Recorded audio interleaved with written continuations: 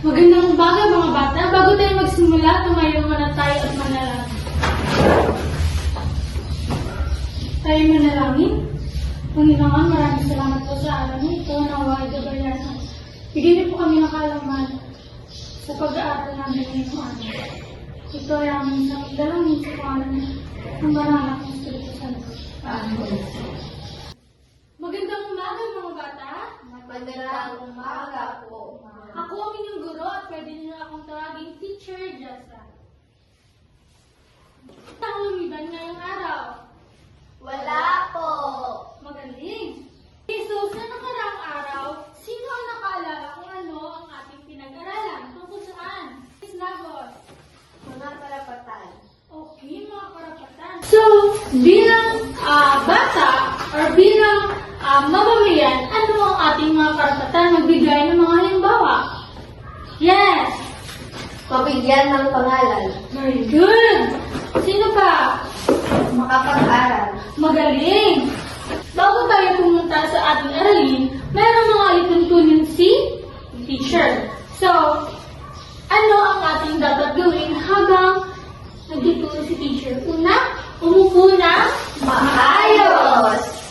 Pangalawa, iwasan na makikipag-usap sa klase. So, kapag nakikipag-usap si teacher, dapat nakikinig din kayo. Pangatlo, makinig na mabuti sa guro. Pang-apat, itaas ang kanang kamay kung meron kayo itatanong.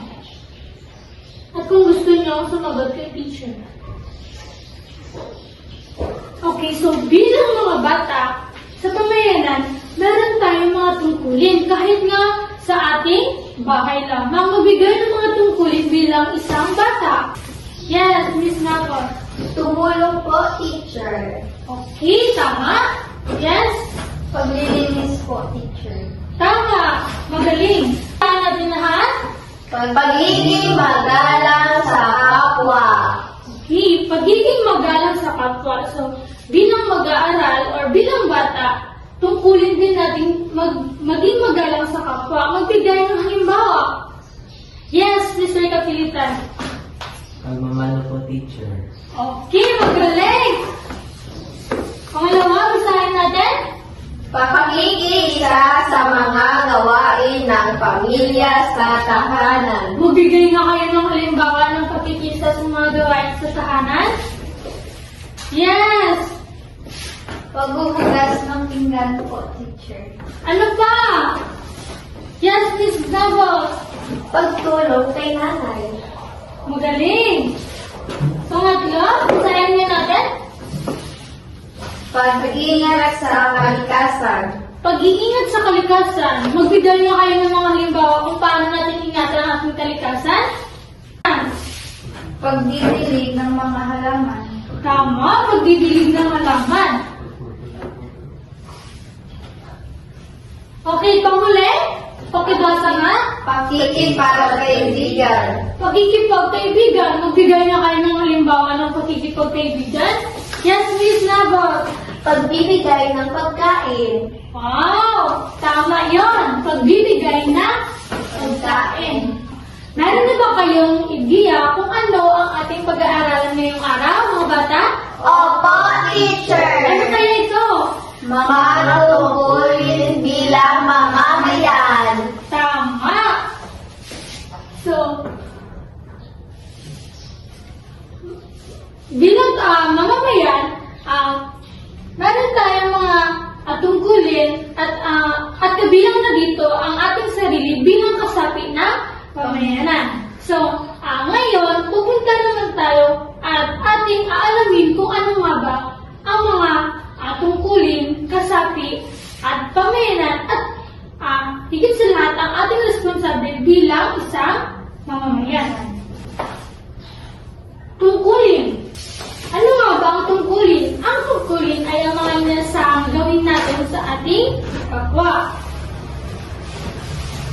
Gaya ng mga halimbawa, tungkulin natin tumulong, tungkulin din natin magligpit ng ating kama, at magtumulong sa eskwelahan.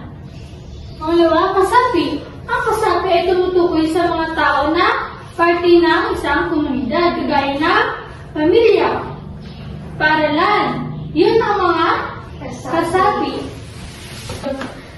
Ano naman ang pamayanan? Ang pamayanan ay tumutukoy sa isang grupo na naninirahan sa isang komunidad. At ang panghuli ay responsable. Ito, ang responsable ay tumutukoy sa isang bata na maaasahang gampanan ang kanyang tungkulin bilang isang mamamayan. So, pupunta naman tayo sa mga katanungan.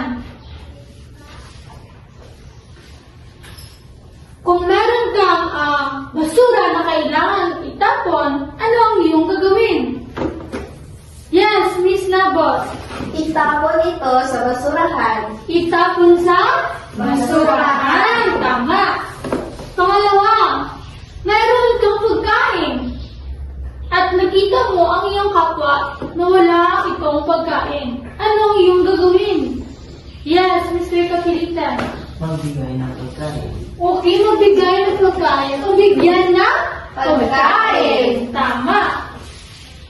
Ang paggalang sa kapwa ay isang responsibilidad ng isang mamamayan at bilang isang bata. Ang paggalang sa kapwa ay kagaya ng pagmamano, pagrespeto sa mga nakakatanda. Pangalawa, pagtulong sa Pamilya. pagtulong sa pamilya. Ang pagtulong sa pamilya ay isang responsibilidad din ng isang bata. Kagaya ng paghugas ng pinggan, pagligpit ng sariling higaan bago umalis ng kama, di ba? Pagtulong yun sa pamilya. Pangatlo ay paggalang sa kalikasan. Paano nga ba natin pangalagaan ang ating kalikasan? Magtanim tayo ng Mga puno. mga puno. Diligan ito. Ano pa ang pwede natin gawin sa paggalang sa kalikasan? Huwag itapon kung saan-saan ang mga basura. Tama! Huwag itapon kung saan-saan. Pang-apat, basahin natin. Pagpapakita ng mabuting asal. Paano nga ba natin gawin ang pagpapakita ng mabuting asal sa ating kapwa? Yes, Miss Makshan. Paggamit ng po at opo. Tama! Paggamit ng po at opo. Yun ay isang tungkulin o responsibilidad din ng isang bata.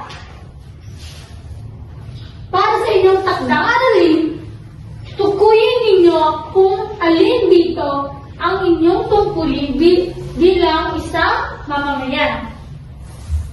Naintindihan ba? Opo, teacher. Okay. Maaari na tayong tumayo.